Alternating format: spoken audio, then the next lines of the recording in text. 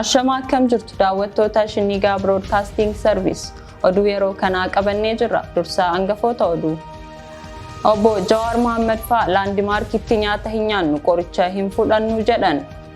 Hooggantoonni fi qondaaltonni adda bilisummaa Oromoo beellama mana murtii irraa hambifamuun dhagahame. Waraanni Eertiraa fi naannoo Amaaraa naannoo Tigraay akka gadi dhiisuuf sa'aatii 72 qoftii kennameef. Loltoonni Eertiraa fi humni addaa naannoo Amaaraa Tigraay keessaa akka bahu mootummaan yeroo Tigraay gaafate.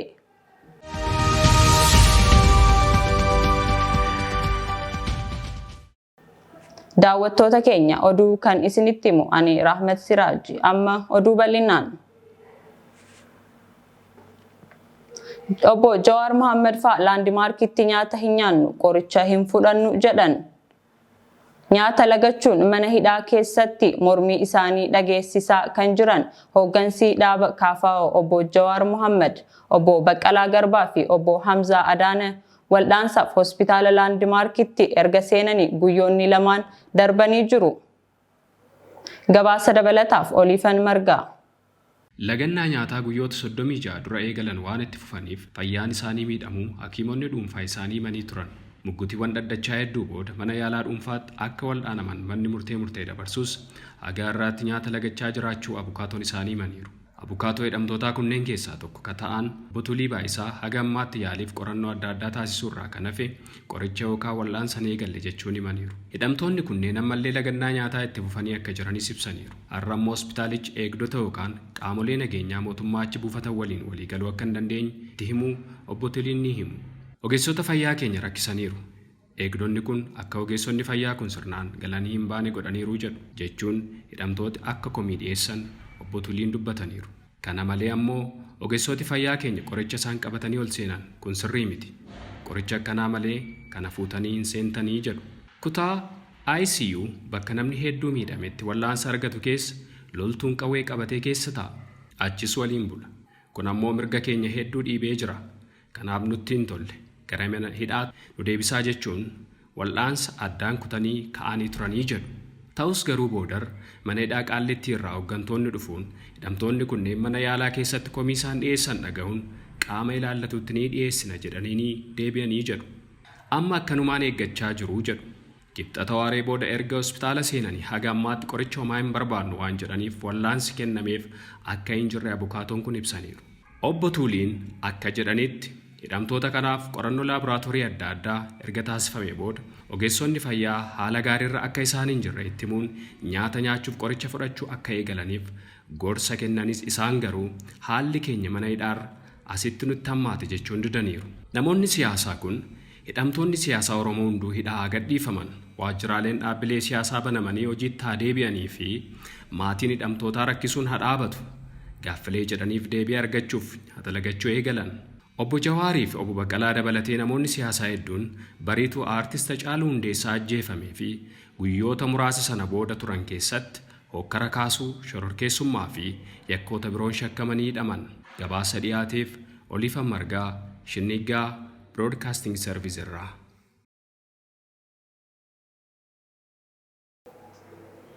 Hooggantoonni fi qondaaltonni adda bilisummaa Oromoo beellama mana murtii irraa hambifamuun dhagahame. Qondaaltonni adda bilisummaa Oromoo Jaalammii Beenyaa fi Jaal Daawit Abdataa guyyaa har'aa Bitootessa 2021 mana murtii godina addaa magaalaa Sabbataatti dhiyaachuuf kan turan yoo ta'u osoo hin dhiyaatin hafuun barame. Oliifan Margaa gabaasa dabalataa qaba. Shinniigaa Broadcast Service akka odeeffatetti ganama har'aa mana murtiitti ka dhiyaatan yoo ta'u maatiif abukaatoon isaanii mana murtii magaalaa Sabbataatti argamanis Jaalammii Beenyaaf Jaal Daawit Abdataa waajjira poolisii Moojoo keessaa akka hin baafamin oolanis barameera. Qondaaltonni adda bilisummaa Oromoo kunneen Bitootessa 2021 mana hidhaa jiran keessaa baafamanii halkan keessaa sa'a 5tti gara hin beekamneetti fudhatamuuf yeroo jedhanitti dirmannaa hidhamtoota waajjira poolisii sana keessa jiraniin akka hin baafamne taasifamanii jiraachuus maddeen keenya nuuf himaniiru. Oduma wal fakkaatuun miseensi shanee gumii sabaa adda bilisummaa Oromoo Jaalabdii Raggaasaa Guraandhala 29 2020 Finfinnee mana jireenyaa isaanii keessaa kan ukkaanfaman haga ammaa qadhabanii beellamaan deddeebi'aa jiru. Jaalabdii Raggaasaa guyyaa kaleessaa Bitootessa 2021 mana murtii waliigala Oromiyaa Finfinnee naannoo Calcalii jedhamutti ka dhiyaatan yoo ta'u dhimma isaanii ilaaluuf ammas beellamni biraa irratti gaafatamuun Bitootessa 13 akka dhiyaatan taasifamuun maddeen keenya nuuf himaniiru. Hoogganaan olaanaa Adda Bilisummaa Oromoo Jaal Abdii Raggaasaa kan hidhaman sababa gaaffii miseensa paartii badhaadhinaa akka ta'aniif dhiyaateef kufaa godhaniif ta'uu mana murtii irratti dubbachuun ani hidhamaa siyaasaati malee yakka hojjedhee miti jechuun isaanii ni yaadatama. Gabaasa dhiyaateef Olifa Margaa Shinniigaa Broadcasting Service irraa. Shaashoo Ambassaa dargaggoon jedhamu mana hidhaa Qaallittii keessaa baafamee dhabamsiifame. Adda Bilisummaa Oromoof miseensa jedhamuun mana hidhaatti dararaa argaa kan jiru dargaggoon Oromoo Shaashoo Ambassaa mana hidhaa Qaallittii keessaa baafamee dhabamsiifamutu eerame. Dargaggoon kun waggaa dheeraa mana hiraarsaatti dabarsaa kan jiru murtii dabaa waggaa 20 itti laatamuudhaan Qaallittiitti hidhamee ture. Hanga gabaasa kana qindeeffannetti dargaggoon kun erga mana hidhaa Qaallittiidhaa ni barbaadamta jedhanii baasanii kan hin deebine ta'uu fi eessa buuteen isaa kan hin beekamne ta'utu gabaafame. Waraanni Eertiraa fi naannoo Amaaraa naannoo Tigraay gadhiisuu akka qabu sa'a 72 qoftii kennameef. Naannoo Tigraay keessaa daddaffiin waraanni Eertiraa fi humni waraana Amaaraa akka ba'uuf cimsitee gaafataa kan turte Ameerikaan sa'aatii 72 keessatti gadhiisanii bahuu akka qaban murtee dabarsite. Martiin Pilut fuula Tiwiitarii isaa irratti akka barreessetti waraanni Eertiraa fi humni naannoo Amaaraa akka naannoo Tigraay gadhiisaniif Ameerikaan sa'a 72 qofa laatteefii jirti jedhan. Waraanni kun yakka waraanaan himatamaa kan jiru yoo ta'u, dhaabbileen mirga namoomaa yakka waraana isaan naannoo Tigraay keessatti gaggeessaa jiran akka dhaaban gaafataa turee jira. Dhaabbanni mootummoota gamtoomanii ammoo gama isaan yakka waraana naannoo Tigraay keessatti raawwate qorachuudhaan mana murtii idil addunyaatti akka himata banuu qabu waliigaluun gabaafamaa jira. Naannoon Amaaraa Tigraay gaaffii yoo qabaate karaa seeraan dhiyeessuu qaba jedhe. Naannoon Amaaraa bulchiinsi yeroo naannoo Tigraay lafa walqaayitii fi raayyaa ilaalchisuun gaaffii ka'an qabaannaan karaa seeraan dhiyeessuu danda'a jedhe. Gabaasa dabalataaf Olifan Margaa. Itti gaafatamaan dhimmoota kominikeeshinii mootummaa naannoo Amaaraa obbo Gizaachoo Mulunee akka dubbatanitti gaaffii bulchiinsi yeroo naannoo Tigraay kaasaa jiru himannaa sirrii hin taanee fi kan bu'uura hin qabnedha jedhan. Itti gaafatamaa waajjira bulchiinsa yeroo naannoo Tigraay obbo Gabra Masqal Kaasaa humnoota naannoo Amaaraatiin lafti bulchiinsa naannichaa jala jiran akka qabaman ibsuun akka gadhiisanii ba'aniif irra deddeebiin gaafachuu isaanii dubbatu. Aanga'aan naannoo Amaaraa gama isaaniitiin bakkawwan akka walqaayittiif raayyaa duraanuu gaaffiin daangaa kan irratti ka'aa turan ta'uu yaadachuun akkaataa heera mootummaatiin deebiin osoo ittiin kennamin ture jedhu. Kana waliin wal qabatee ministeerri dhimma alaa Ameerikaa loltoonni Eertiraaf humni naannoo Amaaraa naannoo Tigraay keessaa akka ba'aniif ibsa dhiyeenya kana baaseen gaafateera. Gabaasa dhiyaateef Olifan Margaa Shinniigaa Broadcasting Service irraa. Loltoonni Eertiraa fi humni addaa naannoo Amaaraa Tigraay keessaa akka bahu mootummaan yeroo Tigraay gaafate. Olifan Margaa gabaasa dabalataa qaba. Ejjennoon keenya loltoonni Eertiraa Tigraay keessa jiran akka ba'anidha jedhan itti gaafatamaan waajjira bulchiinsa yeroo Tigraay obbo Gabra Masqal Kaasaa. Hoogganaan kun madda keenya turtii BBC waliin taasisaniin jiraachuu loltoota Eertiraa mirkaneessuun lafa weeraranii jiranis gadhiisanii akka ba'an ka barbaadan ta'uu himan.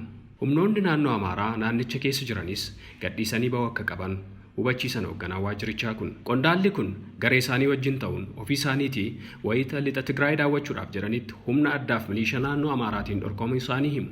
Obbo Gabra Masqal haleellaa saalaa naannoo Tigraayitti qaqqabe ilaalchisee biiroon fayyaa Tigraay naannichatti miidhaa saalaa dubartoota irratti raawwate walitti qabuuf yaalaa jira. Gareen gara hospitaalaa dhufaniiru. Garuu dubartoonni hedduun gara hospitaalotaatti hin dhufne jiraachuu maluu jedhan. Kanaafis xumura gochuuf hojjechaa akka jiran himan qondaalli kun. Duulli mootummaan seera kabachiisuuf jechuun naannichatti geggeessaa jirus badii guddaa qaqqabsiisuu dubbatan. Yakkoonni namoomaa garaagaraa raawwatamaniiru. Nutis akka bulchiinsa yerootti mootummaa federaalaa fi mana maree federeeshinii xumura akka itti laataniif gaafanneerraa jedhan. Gabaasa dhiyaateef Olifan Margaa Shinniigaa Broadcasting Service irraa. Dhaabbatni biyyoota gamtoomanii yakka waraanaa Tigraayitti raawwatamu hin oolle jedhe qorachuuf Itoophiyaa karaa akka bantuuf gaafate. UN'tti Koomishinarri olaanaan mirgoota namoomaa OHCHR Michelle Bachelet waan jedhan gabaasaaleen ciccimoo fi amanamoo ta'an sarbama mirga namoomaa Itoophiyaa Tigraayitti raawwatamu naannicha keessaa ba'aa jiru jedhan. Kanaafis qorannoo mirgoota namoomaaf atattamaan ulaan banamuu qaba jedhan qondaalli kun. Gabaasni guyyaa kamisaa ba'e kun dhaabbata biyyoota gamtoomanitti manni maree nageenya rakkoo nageenyaa Tigraay irratti mari'achuuf wayita eegamaa jirutti.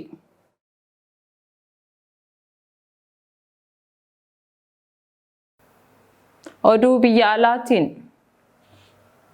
Maayinaamaaritti yoo xiqqaate hiriirtonni 38 guyyaa tokkotti ajjeefaman gabaasa dabalataaf Oliifan Margaa. Biyyattii keessatti yoo xiqqaate namoonni 38 roobiidhaan gaddaa ajjeefaman qaamoleen nageenyaa biyyattii akeekkachiisa tokko malee hiriirtota magaalota garaagaraatti ba'an irratti dhukaasa banuudhaan himatamaa jiru. Dhaabbanni biyyoota gamtoomanii erga fonqolchi mootummaa biyyattii keessatti geggeeffame asitti guyyaa dhiigni namoota baay'ee dhangalaafamee jedhe.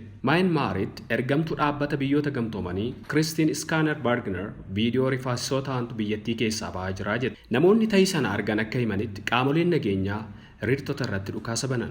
Guraandhala tokko bara 2021 waraanni biyyattii aangoo erga qabate asitti Maayinmaar keessatti hiriirri mormii gurguddoof daddaan mul'ateera. Namoonni roobiidhaan gaddaa ajjeefamuu hordofee Yuunaayitid Kingdom jimaata dhuftu manni maree nageenya dhaabbata biyyoota gamtoomanii dhimmicha irratti akka mari'atu waamte. Dhimma kana irratti Yuunaayitid Isteet tarkaanfii dabalataa waraana Maayinmaar irratti fudhatamuu qabuun ilaalaa jira jedhe. Aad Iskaaner Baarginer akka jedhanitti erga fonqolchi mootummaa biyyattii keessatti raawwatame yoo xiqqate namoonni 50 ajjeefamuun namoonni hedduun madaaniiru jechuun ibsaniiru. Gabaasa dhiyaateef Oliifan Margaa. ICC'n Gaazaa fi West Bank keessatti qorannoo yakka waraanaa eegale. Manni murtii dhimma yakkoota waraanaa hordofu ICC'n yakka waraana Gaazaa fi West Bank dachee Palestine keessatti mudatee jira jedhamuun himatamu qorachuu eegale.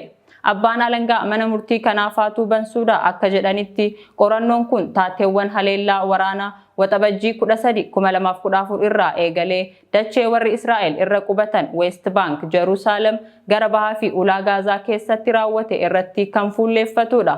Jaarmiyaan teessoo isaa guddicha Heeg godhate kun daangaa bakkeewwan kunneen irratti qorannoo yakka waraanaa gaggeessuuf aangoo seeraa akka qabu ji'a darbee ibsee ture. Israa'el murtee kana kan didde yoo ta'u, Palestine garuu gammachuudhaan simattee jirti.